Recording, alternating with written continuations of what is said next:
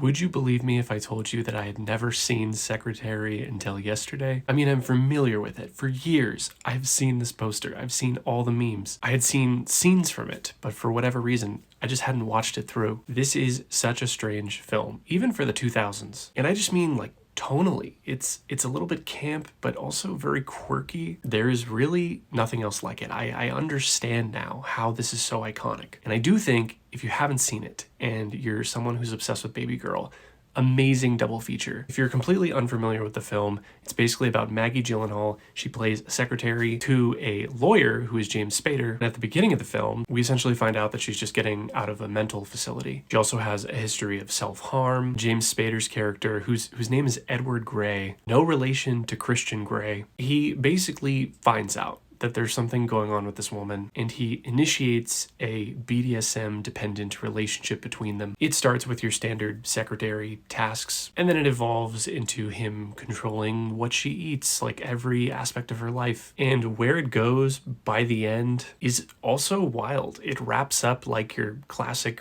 romance film. It also kind of has this crushingly slow pacing. Like there's a huge chunk where it feels like the movie should be over. And then the other thing is the score. The score dates this movie so hard. It sounds like a foreign soap opera score. If you recut this and you got a new soundtrack, it could be amazing. This film, if you're from LA and you're familiar with Cinespia screenings, it has Cinespia all over it. Anyway, Secretary.